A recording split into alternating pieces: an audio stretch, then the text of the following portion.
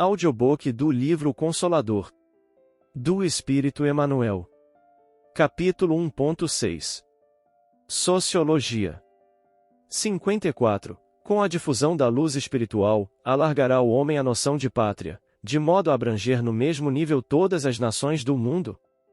A luz espiritual dará aos homens um conceito novo de pátria, de maneira a proscrever-se o movimento destruidor pelos canhões e balas homicidas. Quando isso se verifique, o homem aprenderá a valorizar o berço em que renasceu, pelo trabalho e pelo amor, destruindo-se concomitantemente as fronteiras materiais e dando lugar à era nova da grande família humana, em que as raças serão substituídas pelas almas e em que a pátria será honrada, não com a morte, mas com a vida bem aplicada e bem vivida. 55. A desigualdade verificada entre as classes sociais, no usufruto dos bens terrenos, perdurará nas épocas do porvir? A desigualdade social é o mais elevado testemunho da verdade da reencarnação, mediante a qual cada espírito tem sua posição definida de regeneração e resgate. Nesse caso, consideramos que a pobreza, a miséria, a guerra, a ignorância, como outras calamidades coletivas, são enfermidades do organismo social, devido à situação de prova da quase generalidade dos seus membros. Cessada a causa patogênica com a iluminação espiritual de todos em Jesus Cristo, a moléstia coletiva estará eliminada dos ambientes humanos. 56. Pode admitir-se, em sociologia, o conceito de igualdade absoluta? A concepção igualitária absoluta é um erro grave dos sociólogos, em qualquer departamento da vida. A tirania política poderá tentar uma imposição nesse sentido, mas não passará das espetaculosas uniformizações simbólicas para efeitos exteriores, porquanto o verdadeiro valor de um homem está no seu íntimo, onde cada espírito tem sua posição definida pelo próprio esforço. Nessa questão existe uma igualdade absoluta de direitos dos homens perante Deus, que concede a todos os seus filhos uma oportunidade igual nos tesouros inapreciáveis do tempo. Esses direitos são os da conquista da sabedoria e do amor, através da vida, pelo cumprimento do sagrado dever do trabalho e do esforço individual. Eis porque cada criatura terá o seu mapa de méritos nas sendas evolutivas, constituindo essa situação, nas lutas planetárias, uma grandiosa escala progressiva em matéria de raciocínios e sentimentos, em que se elevará naturalmente todo aquele que mobilizar as possibilidades concedidas à sua existência para o trabalho edificante da iluminação de si mesmo, nas sagradas expressões do esforço individual. 57. Poderão os homens resolver sem atritos as chamadas questões proletárias? Sim, quando se decidirem a aceitar e aplicar os princípios sagrados do Evangelho. Os regulamentos apaixonados, as greves, os decretos unilaterais, as ideologias revolucionárias, são cataplasmas inexpressivas, complicando a chaga da coletividade. O socialismo é uma bela expressão de cultura humana, enquanto não resvala para os polos do extremismo. Todos os absurdos das teorias sociais decorrem da ignorância dos homens relativamente à necessidade de sua cristianização.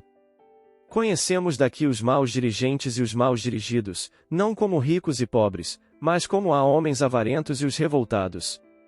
Nessas duas expressões, as criaturas operaram o desequilíbrio de todos os mecanismos do trabalho natural. A verdade é que todos os homens são proletários da evolução e nenhum esforço de boa realização na Terra é indigno do espírito encarnado. Cada máquina exige uma direção especial, e o mecanismo do mundo requer o infinito das aptidões e dos conhecimentos. Sem a harmonia de cada peça na posição em que se encontra, toda produção é contraproducente e toda boa tarefa é impossível.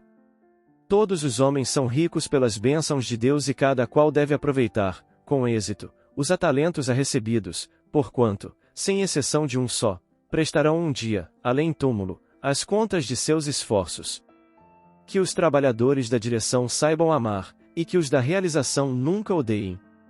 Essa é a verdade pela qual compreendemos que todos os problemas do trabalho, na Terra, representam uma equação de Evangelho.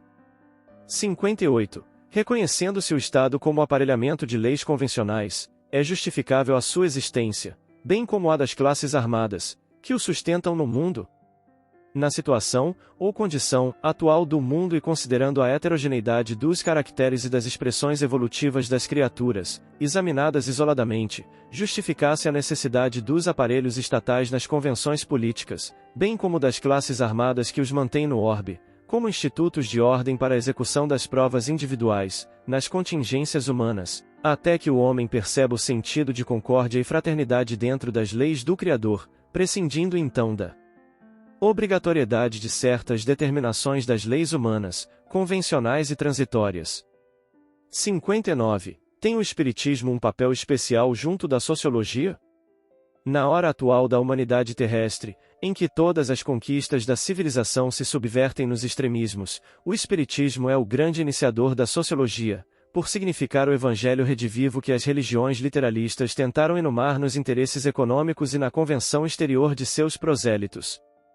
Restaurando os ensinos de Jesus para o homem e esclarecendo que os valores legítimos da criatura são os que procedem da consciência e do coração, a doutrina consoladora dos Espíritos reafirma a verdade de que a cada homem será dado por seus méritos, no esforço individual, dentro da aplicação da lei do trabalho e do bem, razão pela qual representa o melhor antídoto dos venenos sociais atualmente espalhados no mundo pelas filosofias políticas do absurdo e da ambição desmedida, restabelecendo-a verdade e a concórdia para os corações. 60. Como se deverá comportar o espiritista perante a política do mundo? O sincero discípulo de Jesus está investido de uma missão mais sublime, em face da tarefa política saturada de lutas materiais. Essa é a razão por que não deve provocar uma situação de evidência para si mesmo, nas administrações transitórias do mundo. E, quando convocado a tais situações pela força das circunstâncias, deve aceitá-las não como galardão para a doutrina que professa, mas como provação imperiosa e árdua, onde todo êxito é sempre difícil. O espiritista sincero deve compreender que a iluminação de uma consciência é como se for a iluminação de um mundo, salientando-se que a tarefa do Evangelho, junto das almas encarnadas na Terra, é a mais importante de todas, visto constituir uma realização definitiva e real. A missão da doutrina é consolar e instruir, em Jesus, para que todos mobilizem as suas possibilidades divinas no caminho da vida. Trocá-la por um lugar no banquete dos estados é inverter o valor dos ensinos, porque todas as organizações humanas são passageiras em face da necessidade de renovação de todas as fórmulas do homem na lei do progresso universal, depreendendo-se daí que a verdadeira construção da felicidade geral só será efetiva com bases legítimas no espírito das criaturas. 61. Como deveremos encarar a política do racismo?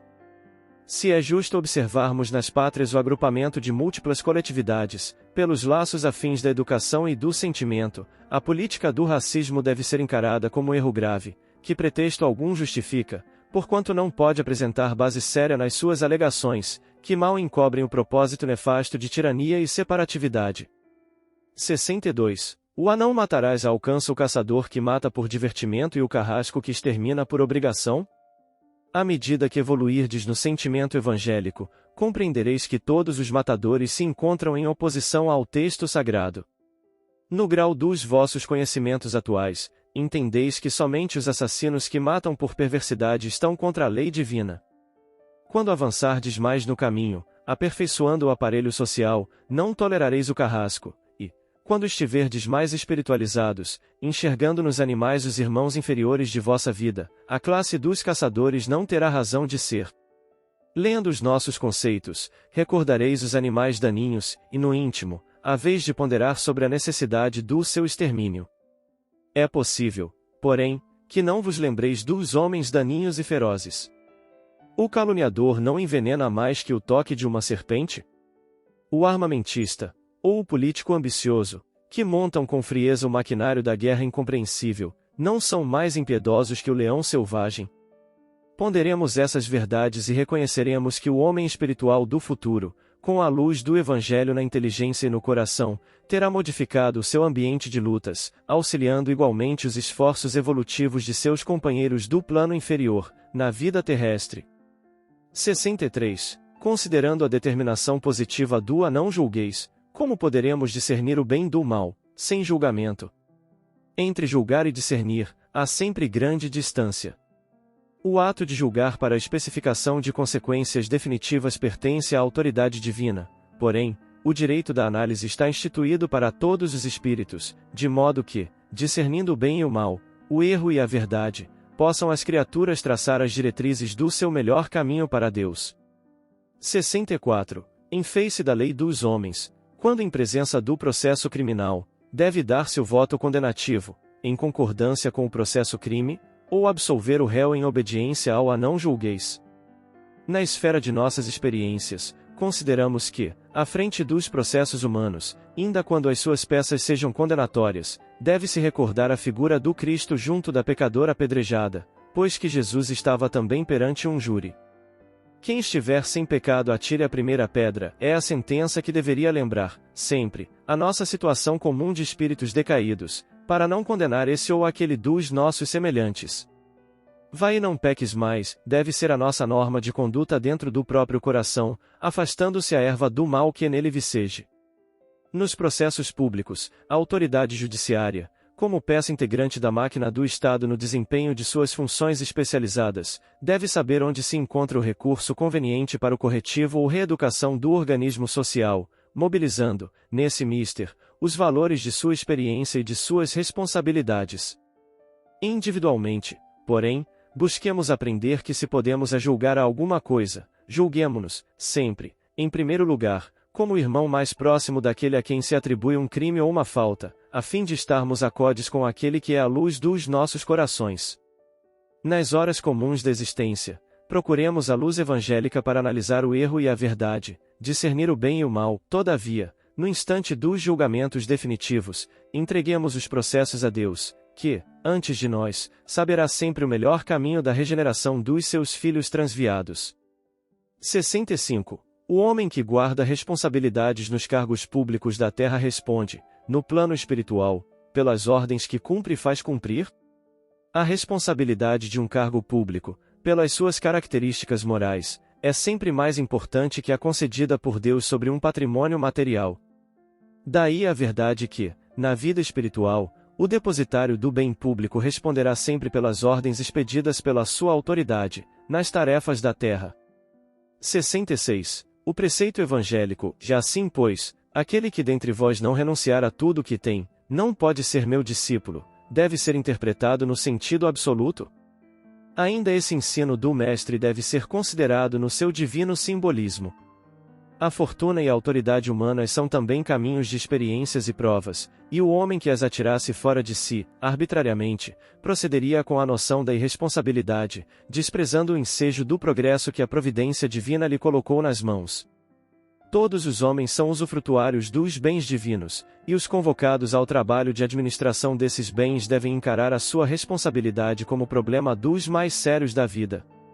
Renunciando ao egoísmo, ao orgulho, à fraqueza, às expressões de vaidade, o homem cumprirá a ordenação evangélica, e, sentindo a grandeza de Deus, único dispensador no patrimônio real da vida, será discípulo do Senhor em qualquer circunstância, por usar as suas possibilidades materiais e espirituais, sem os característicos envenenados do mundo, como intérprete sincero dos desígnios divinos para a felicidade de todos. 67. Como interpretar o movimento feminista na atualidade da civilização? O homem e a mulher, no instituto conjugal, são como o cérebro e o coração do organismo doméstico.